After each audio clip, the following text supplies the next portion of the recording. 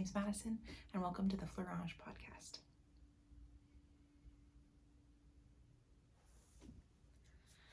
So, as I said, my name is Madison. I am 30. I live in southwestern Ontario, Canada with my son and my husband, and I am an avid knitter.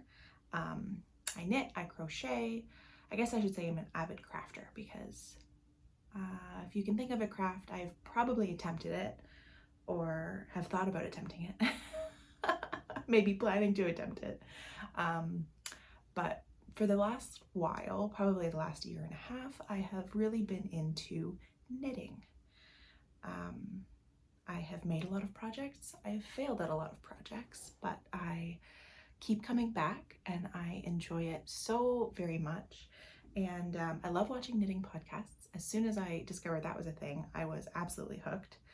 I watch many knitting podcasts while I knit, while I drink coffee, while I do all kinds of different things, kind of just in the background, because I love seeing what people are making and I love just having kind of that interaction, because I don't really have anyone in my life that is a knitter that I can geek out about with these things. So I thought I would maybe try my hand at creating a knitting podcast for myself. I don't feel super comfortable filming myself, but even just to keep track for my own amusement of the things that I have made, the things that I'm working on, and the yarn that I'm getting, and when I got it, and stuff like that. I just thought it would be fun, even if nobody else watches it. It's still fun for me. The other reason I wanted to do this is because I was a little tired of seeing people who are not my size advocating and advertising patterns that are not size inclusive, that I would see them knit and it was absolutely beautiful and I loved it, so I wanted to knit it, and then I went to see the pattern and I was either at the very top end of the range or my size wasn't included at all, which I found a little bit misleading and frustrating because I don't consider myself a plus size person. I would maybe consider myself at the higher end of the mid-size range, but I can go into a store and find something that fits me. Like I don't have difficulty with that. And I know that some people do. So the fact that my size was the highest or not even on the radar was very frustrating. So I wanted to create a podcast that caters to specifically size inclusive patterns. So my goal here is to only share patterns that are size inclusive, which at the minimum means that it goes up to a 60-inch bust, actual bust. So if there's any ease included, so say there's 6 inches of ease included, that pattern should go up to 66 inches so that no matter what size you are, you can knit it the way that it looks like on the model. So I will strive for that. I'm not perfect, so I might accidentally share something that maybe doesn't hit all of the criteria that I'm trying to hit, but that is what I am planning and hoping and striving for on this channel, just to be size inclusive and accessible. I also know that Ravelry is not accessible to a lot of people. I don't have a problem with it. However, I also don't really enjoy using it that much. I browse it for patterns and that's about it, because even as someone who doesn't have accessibility issues, I don't find it the easiest to keep track of projects and stuff on it. So any patterns that I mention, I will list the Ravelry link, but if there is another option of where you could possibly purchase it, I will link that as well, because I know that Ravelry, unfortunately, has not fixed some of their accessibility issues. So with that disclaimer and all of that out of the way, I would love to share some of the projects that I have been working on. I have 3 finished projects. I have, I think, 5 works in progress. I'll have to count them as we go. And I have 1 acquisition that I am super excited about that I'd like to show you. that I have plans for. So I'm not going to show you all of my yarn acquisitions because I am fortunate enough that I do tend to purchase yarn quite a bit because I do work. I'm a bookkeeper and I'm also a sewist, so I do custom projects for people that bring in a little bit of income, and so basically all of that goes towards yarn and patterns and my hobbies because I am fortunate enough to live in a household that I can do that. I also know that that is not accessible to everybody, so as you will see, I do try to share a lot of affordable yarns, acrylic yarn, polyester yarn, mixed yarns, Hobbii yarns. We are not snobby here. Every yarn has a place, every yarn has a purpose, and every budget is wonderful because we all just want to craft, and even if you are making a sweater out of acrylic yarn, that is still better than buying a sweater from H&M. So anyway, gonna try not to get too spicy here, but I would love to show you my very first finished object, which is what I am wearing. And that is the Winona Polo Heavyweight Edition from Emily Chen. Sorry, the chair's a little squeaky, but I'm gonna try to show you some of the details. It's a double knit button band and collar. So it's got like that wonderful squish, and it's super tweedy and cozy. I knit this out of Loops and Threads Heathered Tweed. Bought it at Michael's on sale. The color is Amber Blues. Now the pattern calls for worsted weight yarn, and I think technically this is considered light worsted. Anyway, the ball band recommended a different size needle, but the same gauge. So I knitted on, I'm also a loose knitter. So recommended worsted weight yarn, 5mm needles. I knit it with Loops and Threads, Heathered Tweed on 4.5mm needles. I got gauge and everything knit up absolutely beautifully. I did test the sweater. It is out now, so it's available to purchase. I tested this for Emily of M Knits on Instagram. I don't know if I mentioned that. And she was absolutely wonderful to test for.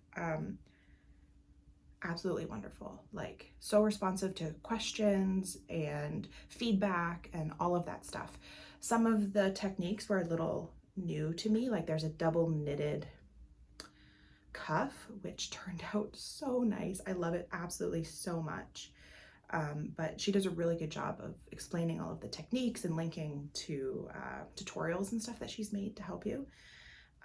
I don't know if this was totally the right yarn choice.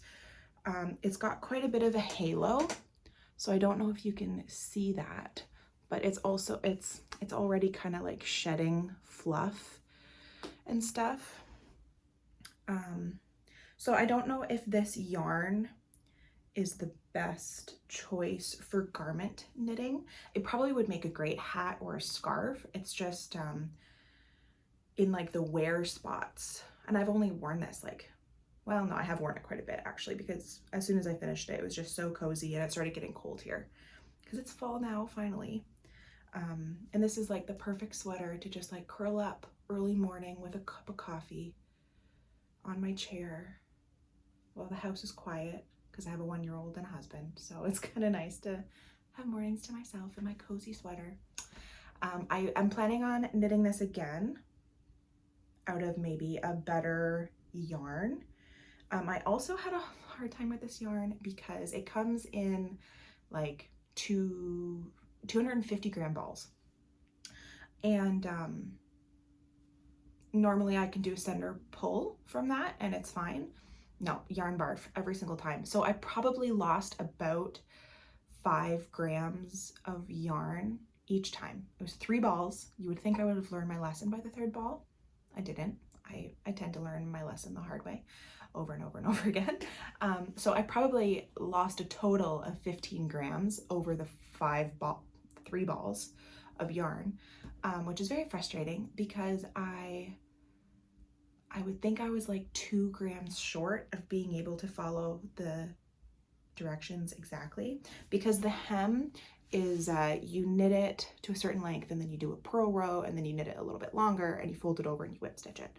So it's a double, single fold, double fold, whatever it's called, hem, which other testers did, and it worked perfectly in their yarn. So I think it was just my yarn choice because it flares out a bit. It's a little too, like, this yarn is very lofty. I don't know, it's very puffy, very thick. So the double fold just ended up being a little too thick. So I think I might, and then I ran out, so I had to whip stitch it down with a different yarn. That didn't work super great. I also didn't do a very good job because I was frustrated at that point. And there was no way I was gonna go out and buy another 250 gram ball of yarn because I needed an extra 2 grams. So, but that's totally my mistake. The pattern is wonderful and I'm definitely going to knit it again. Absolutely love it. It comes in 10 sizes and I knit size 6. So it goes from 28 inch to 66 inch finished. No, it fits bust measurement. So the ease, like I think I have like 15 inches of ease, and it goes up, like it's the same amount of ease for every size, and it will fit a bust up to 66 inches, but also it has a lot of ease. So if you're a little bit bigger than that and you're okay with a little bit less ease, like there's a lot of wiggle room there. So that is my Winona Polo heavyweight. She also has a, it's either a fingering or a DK weight version of this that she just revamped to make it a little bit, the sizing a little bit better. And that looks really nice too. But this is the worsted weight version. The next pattern I want to talk about is my ranunculus. This pattern is something that I have seen so many people, especially like the knitting podcasts that I watch, knit. And it's the sweater, like they'll knit 4 of them out of 4 different yarns. And it's like, it can be basically any weight of yarn. You can knit it from fingering to worsted weight. And I'm like, that sounds cool, but also sounds kind of fake. But I was influenced. And so I bought the pattern and I decided to knit it, and I totally understand why people knit like so many of these. It was such a fun pattern. The yoke is lace, but everything else is just stockinette, and it was so fun. I wanted to get to the next row on this lace pattern. And then the stockinette, it's like, you just knit. It's an easy finish. I ended up knitting, I think, size 5. There are 11 sizes, and they don't say, so it's the Ranunculus by Midori Hirose, and I couldn't find like a recommended ease, but I think that most of the photos show like quite a bit of ease, like it's very, very oversized, and I didn't really want it to be that oversized, so I knit a size 5, which I think is only 5 inches larger than my actual bust, which meant the body fit great with the right amount of ease, but the sleeves just ended up a little bit tight. But it's not too bad because also I knit it out of fingering weight. So like, it's so stretchy. It's so stretchy. I also knit it, so the yarn I used for the main color was Hobbii Extra Fine Merino. I think that's their Friends line, in the color Cognac, which is a superwash 100% merino wool. So it is super, super soft and very stretchy. Now, one thing I didn't really think about is because the gauge is so fine,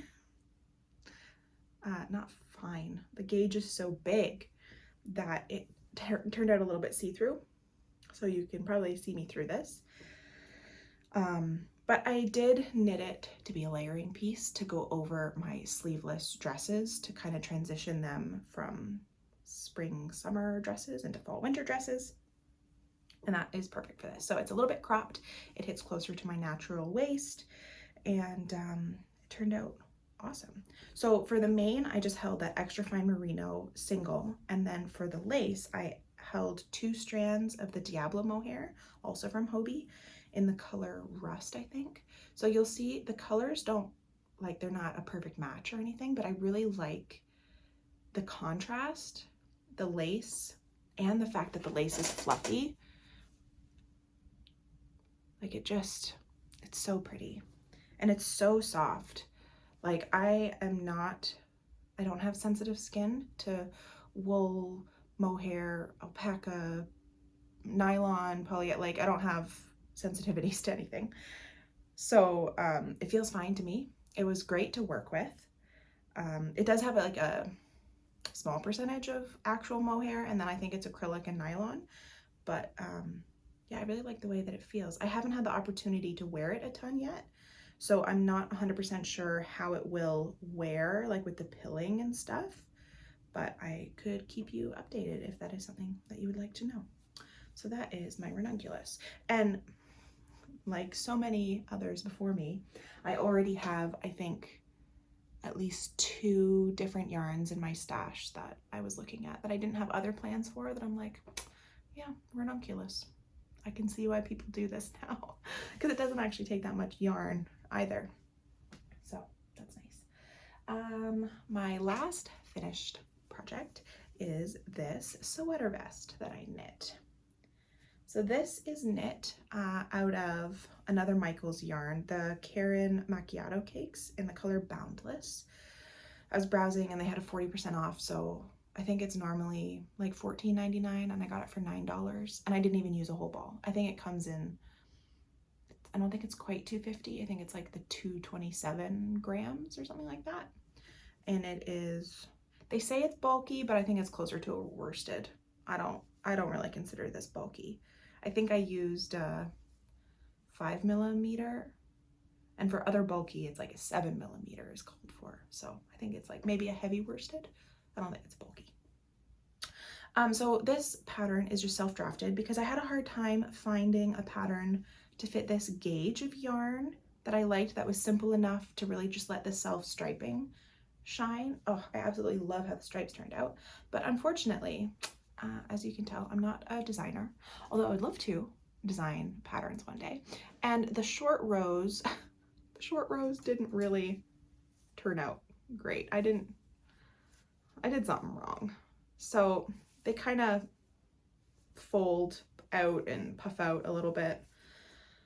So you can kind of see how that edge folds over, which is kind of annoying.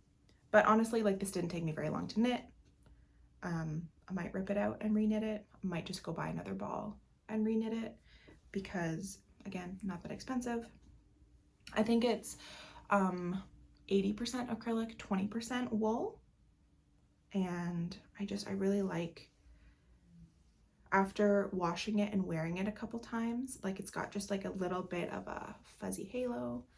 And again, it's just a great layering piece over like long sleeve, thinner things, just to keep your core warm. And it's just like such nice fall colors. I love fall. I'm a fall person. So those are all my finished projects, and now you can see I have a lineup of my works in progress, and they are all kept in my project bags. So I mentioned that I was a sewist. I do some custom garment sewing for clients like in my local area, but I have started branching out into making project bags because I have a lot of projects, as you can tell, and so I needed a lot of project bags, and I have a lot of fabric. So I tested a few patterns. Some of these are not like released or anything, just because they're my trial runs, but a few of them are linked. I'll link it below in my Etsy shop if you want to go take a look at that. So the first project is kind of just like a scrap yarn project, because this is leftover yarn from a project I made a month ago. So you see the blue and the gold. So this is Cascade 220 Superwash in blue sky heather I think is the blue, and Straw is the gold color. So I use these two colors to make a sibling sweater for my nephew, which I've already gifted, so I can't show you, but look how nice those colors look together. I love how it turned out. If you want to see it, it's on my Instagram, so I'll have my Instagram linked below too. So I only had that much blue left, but I had almost an entire ball. I think I used like 2 grams of this ball, and I think I knit the first size because he hasn't even turned 1 yet, so it's a little big for him too. But anyway, so what I did, this is the free ribbed hat pattern from Purl Soho. I've never knit it before. I like jumped into knitting with garment knitting and failed my first few attempts because I didn't know what a gauge swatch was, or I only knew that I could buy yarn at Michael's. I didn't know I could buy yarn anywhere else, so I didn't really use the right yarn. Anyway, doesn't matter. I haven't really knit hats before. And you can probably tell because I did just a knit row in between the two colors so that you don't have like that pearl bump color change showing. But because I did that, apparently that's what you do to get like a natural fold point for the brim of a hat. So trying to avoid the pearl bumps, now it's a natural fold line on the pearl bumps. So I'm not sure that I totally love that, but I don't hate it enough to rip it out. It's also just kind of like mindless knitting. I was also planning on giving this as a gift to my brother so that he has a hat that matches his son's sweater, and like it's for my brother. Like he's just lucky I knit him anything at all, basically. So he can do what he wants with it. And it's kind of nice just to have a project that I can take with me on the go. It's knit 1, purl 1 until you get to the decreases, which I'm not sure how much longer I have to go, but I'll just knit it. I'll just knit it until I get bored and then bind it off and then give it to him and go from there. The other very simple mindless project that I have going on is a garter stitch I-cord edge scarf that you definitely don't have to buy a pattern for because it's very, very simple, but we'll just leave it at that. So I think I'm about at like 24 inches ish. I am increasing every 4 rows because I would like it to be kind of more like of a shawl. I'm using, again, some Hobbii yarn.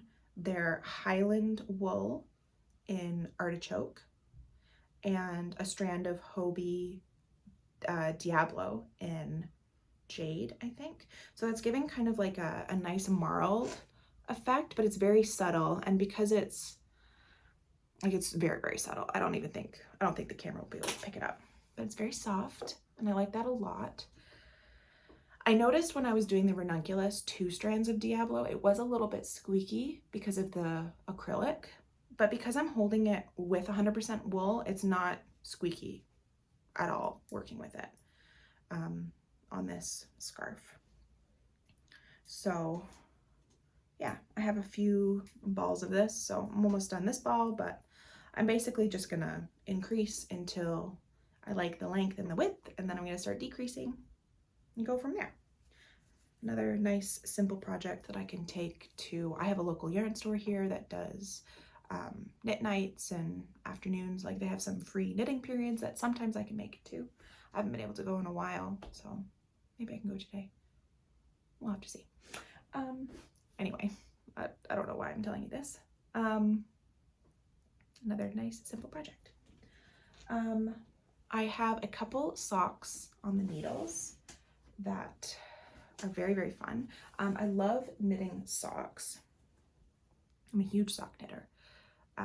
Knit socks all the time. I always have a sock on the needle.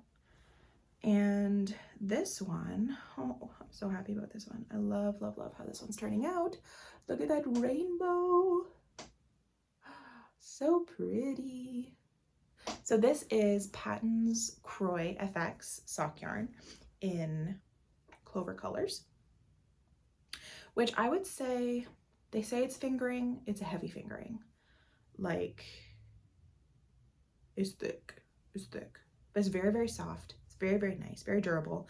I've knit my husband, I think, 2 pairs of socks out of this so far, and they're very warm. He loves it. His feet are always freezing, even in the summertime. So I love that about it. And it's very, very soft. I have knit my 1-year-old son a sweater out of this, and like, it's great for sweaters. It's also a great dupe for Spin Cycle dyed in the wool, because I know that is a sport weight, and I like this would knit up very similarly to that. And it's got like the color changes like that too. So it'd be kind of cool. You could try it. More affordable. The contrast color is another Hobbii yarn. They're 4-ply sock yarn. I think it's just called 4-ply sock yarn, in the color Lime. Now this one is a true fingering, so it's a little bit like it's thinner than the main fabric, but I don't want to call it rustic because I don't think that's the right word. You can feel the nylon in it, I think is what it is. You can feel the nylon, so it's a little bit rougher, like wouldn't knit a sweater out of this sock yarn, but I have used it for heels and toes before, and it's very durable. So I like that about it. Now this sock I knit toe up with a German short row heel. I learned how to knit socks cuff down, and it really just depends. Like, this is just a vanilla sock, like not following a pattern, just 64 stitches, the basic. I've knit a lot of socks, so I don't really need a pattern for vanilla socks, although Crazy Sock Lady has great patterns. I'll link her, either the patterns or I think she has YouTube tutorials on how to do it too. I did magic loop for this one. I like magic loop and I like DPNs, so like it really just depends on the pattern that I'm doing and the mood that I'm in and what I feel like and what needles are available, because like I said, I have a lot of projects and stuff like that.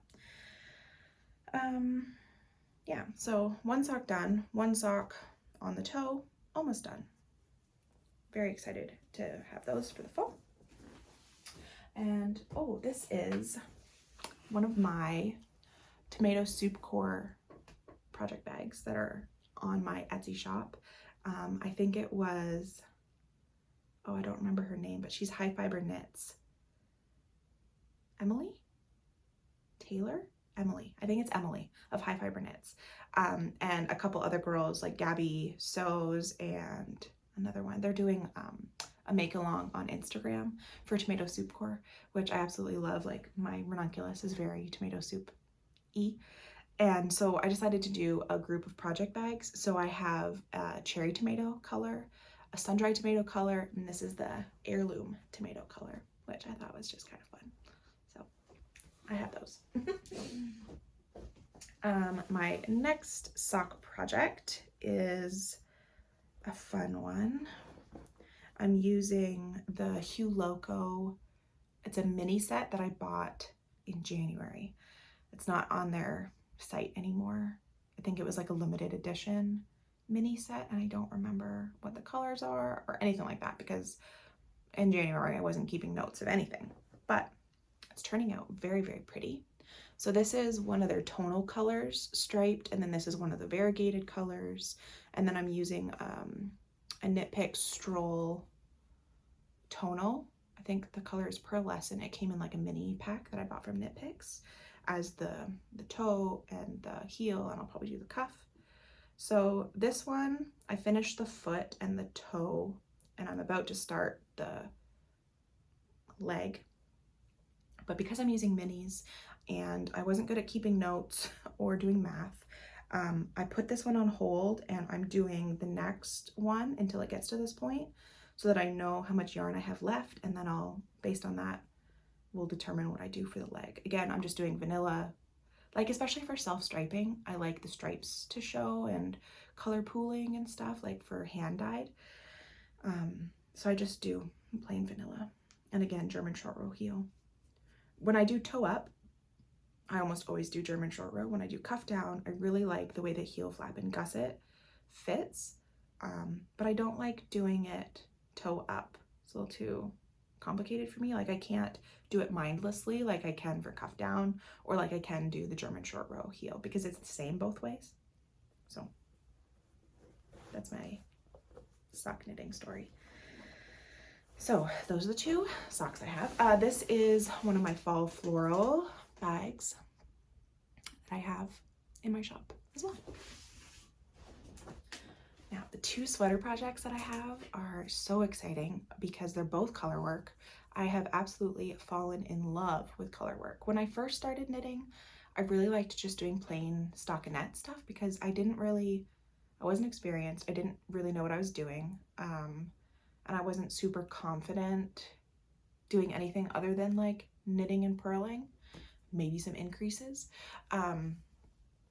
But now that I have more experience and I decided to try lace and color work, I'm in love. They go so much faster. Like stockinette, you knit and you knit and you knit and you're like, well, what did I do? What did I accomplish? What did I get done? Nothing. Like unless you're putting project markers every hour or whatever, you have no idea. I have no idea how much I've done. But with color work and lace, like you can see the pattern emerging, and it's just so fun, and it just makes me want to do the next row, and it's like, oh, the row's already done. It's like I just love it so much. So the first pattern, so this is the fall floral sock bag, and this is the larger bag. So this is like the medium size bag, and this is the large size bag. So it fits a sweater project. I mean, depending on your size, but like I have a 50-inch bust. My one sweater outgrew this bag, so it's in a bigger bag, but it's great for the beginnings of a sweater project. Anyway, I am knitting the Alpine Bloom Tee by Caitlin Hunter of Boyland Knitworks. Oh man, I'm so in love. It's so pretty. It's so pretty. So you start with this lacy bit, which was way simpler than I thought it would be, honestly. And then you get into this color work and just look how beautiful it is. Oh, I don't know if I can really show you how beautiful it is, but I absolutely love it. I'm using Woolly Knit, a cone of their Merino in Undyed Natural, and for the main color, it's just undyed. And then the color work is actually a cone of Woolly Knit British wool that I hand dyed because why not? I started knitting. Well, I could dye yarn, it's fine. I have a problem. It's just I see a craft, I want to do a craft, I try a craft. So my husband's worried because stuff is starting to take over. Anyway, I love how the colors are. It's so hard to show online. I wonder if I can show you the ball.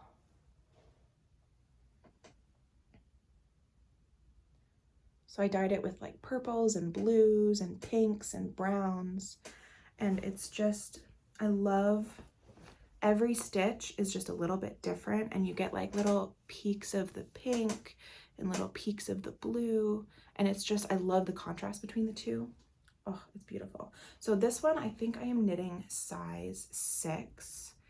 There are 9 sizes. So it goes from 36 inches to 68 inches with, I think, recommended 2 to 8 inches of ease. So I think I am knitting it with maybe 2 to 4 inches of ease. I wanted it to have a little bit more ease because I think I'm gonna do long sleeve. In my climate, like it gets so hot and humid here in the summertime that it does not make sense to have a wool tee for the summertime. Like I would never wear it. So I think I'm going to knit this long sleeve, which means I just want it to be a little bit bigger. Once I get to like the sleeve separation, I'll figure out how that will work. I have no problem modifying patterns and ripping stuff out and trying again. Like that's just, as I said, I learn lessons the hard way. Like that's how I prefer to learn, or maybe that's just how, I don't know if that's the preferred way of learning, the hard way, but that's how I tend to learn. So I've ripped out many a project. And that's fine with me. Means I learn something every single time. So anyway, I'm not super far, but oh, I just love how that's turning out. Definitely not a mindless knit because you are following a chart, but it's mindless enough that I can watch my knitting podcasts while I knit on it. So there is that. My last sweater project is the one that I am the furthest on and probably the most excited about. I think that, like, I do have a lot of works in progress, but this is the one that really has had my focus for the last while. This is like my extra large bag for this sweater project. I don't have any of these in the shop yet because I'm still perfecting some of the inner workings of how I want like pockets and stuff to be. So I'm working on that still, but soon, I'm hoping soon, I'll be able to have some in the shop. So this is my Kerr Sweater by Rebecca Clow of the Kroy Knitting Podcast. And you'll notice it doesn't quite look exactly like her Kerr Sweater. And that is because I kept seeing the porcelain sweater over and over again, people knitting it and people talking about what yarn they were going to use. And it was so pretty. And I went to look, not size inclusive. I don't think any of that designer's patterns are size inclusive, unfortunately. So I'm of the opinion that I would rather take a pattern that is size inclusive, that already has all of the numbers so that I know it will fit me, and then make changes to it to make it look the way that I want, adding color work, adding different things, because that is a lot simpler than taking a pattern that is not your size and trying to size it up. I am not a designer. I understand some people being able to put in the work and knowing how to size up patterns, but a lot of people just want to buy a pattern that they can follow that will work for them. And adding a little bit of color work is a lot different than trying to size a pattern. Anyway, so the middle section, this middle section here is her original color work design. I just added a little bit of details on the top and the bottom to kind of make it a little bit more porcelain-esque. And then I used her design to kind of inspire a design for the top and for the bottom so that it kind of like went together. And I absolutely love how it's turning out. So the only modifications I'm making to this pattern is instead of 2x2 rib, I'm doing 1x1 rib, because that is what the porcelain sweater has, and I really like that look. And I did a split hem because the sweater is a little bit long, like it goes over my hips. It's gonna be like a nice cozy, probably outerwear layer because it's very woolly, very, very woolly. But yeah, so I did a split hem. The back is like maybe 2 rows longer. I did a sewn bind off. It's the first, am I lying? I think it's the first time I've done a sewn bind off. I might have done it, I'm trying to remember. Maybe I just looked up the instructions and never ended up doing it. I usually do a pretty lazy bind off. Like I don't really care what the bind off looks like. I'm not, like people aren't getting that close to my bind off. They better not be. And nobody I know is knit, so it's not like they would know the difference anyway. But I decided to do a sewn bind off and I love the way it looks, like so worth it. Really finishes the edge. It kind of gives you like, it looks like the knitting and the purling curls over, and it's stretchy enough, but structured enough. Like, oh, it's just so nice. I really, really liked the sewn bind off. I'm probably gonna do that again. I'm gonna do it on the cuffs. The collar is a fold over collar. So you'll see I just picked up and I'm knitting the collar. I'm probably gonna knit it probably another inch because I want it to be like nice and thick. It's not quite thick enough yet. So it's my Kerr Sweater. And then I have to pick up the sleeves, and then I got to figure out how I'm going to do the color work on the sleeves because I did adjust where the color work lays a little bit. But I should just be able to do a couple extra rows of the main color and then start the color work. I am using Woolly Knit again. They had a cone sale on, I believe Rebecca had a knit along with them, and they had, maybe it was someone else. Anyway, doesn't matter. Someone was doing a knit along with Woolly Knit. So they had a cone sale. So I bought a few cones of yarn.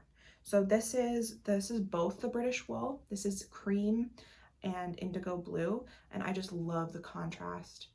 Oh, it's so nice. It's such a nice cream. It's like not bright white, but it's not yellow at all. Like it's just a very, very nice cream color, and the contrast with the blue, and the blue, like the colors don't bleed at all. I knit a swatch and I blocked it, of course. I don't always do that, but I did for this because I wanted to make sure it would fit. So yeah, that is my Kerr porcelain sweater. Size inclusive porcelain sweater. Those are all my projects that I'm working on. I have one acquisition back here that I would like to show you. This is from the Crafty Bird, and I just absolutely fell in love. They have something that is called an anti-fax discount, which is if you are larger, everything costs more. Everything costs more. Like, okay, you can go to Old Navy and the extra large doesn't cost more than the small. But if you go into a plus size store, all of those garments cost more. If you're gonna knit yourself a sweater, you have to buy, depending on your size, an extra small to a 5XL, you might have to buy twice as much yarn. So everything costs more just because you're bigger. And it's hard to, you know, average out the price, especially for yarn and stuff like that. So there's a lot of dyers that have something that's called an anti-fat tax. So if you buy large amounts of yarn, they'll offer a discount so that the fat tax is not quite as high. So the Crafty Bird does that. And they had the fall collection. Fallen Leaves is this one. Look how pretty that is. With the green, like it looks like a pile of leaves. Like I'm looking outside at leaves on the trees, and like this looks like leaves on the trees outside. And it just makes me so, so happy. So I got 3 of those because I believe I'm gonna need 3 to knit. I would like to knit. I love Rebecca's pattern, Rebecca Clow, the Crayabea. She's amazing. She has a podcast. She's a designer. She is coming out with design after design after design, and they are just all amazing. I have knit 2 Tolsta tees. One the normal way, one I modified to do a collar, which I really, really like. And I knit them both out of like summer yarns. I would really like to do either a broken rib long sleeve, or maybe just a ribbed. I haven't totally decided, but definitely rib of some kind, long sleeve Tolsta tee for fall, winter. I just think that would be the nicest garment to have. And this yarn, I'll have to alternate skeins so that I don't get like pooling and stuff. Recommended to do that for any hand-dyed yarn. I haven't ever made a full garment out of hand-dyed yarn, so I'm very excited to try it. Oh, I just love it so much. I just think it would be so pretty. And then I got a sweater weather. So I think I might use this as like the color work on a color work something. Maybe, I know that Caitlin Hunter is coming out with like a fall version of the Alpine. So maybe I'll use this as the color work, or maybe I'll just knit the same pattern again with this. This is a superwash, 100% superwash merino. So I would have to get a main color that's similar to this. But I just, oh, it's so pretty. So, so pretty. So, so pretty. Oh, yeah. This came from, I think they're in England, the UK somewhere. But shipping wasn't bad. I didn't have to pay any duties. Like Canada, you have to be careful because sometimes they make you pay duty, sometimes they don't make you pay duty. Like you really don't know. Usually if it comes from the United States, you pay duty, but coming from the UK, didn't have to. So I got 4 skeins, 3 of the same, 1 separate, and I'm very, very excited about that. So that is everything that I was planning on talking about today. I hope you enjoyed. I know that it was fun for me to just talk through it. To be fair, this is the 3rd attempt of talking through all of this stuff. So hopefully I hit all of the things that I wanted to talk about. I probably didn't, but that's okay. Hopefully if I end up filming more, they'll just get better and not worse. Don't see how anything could get worse than the very first episode of anyone. I'm sure I'll look back and absolutely cringe on this, but the only way to get better is to do it and to practice and to have successes and failures, which is the best part of life, because even your failures teach you something. So I hope you enjoyed, and until next time, I hope you all have a fun fall and happy knitting. Bye.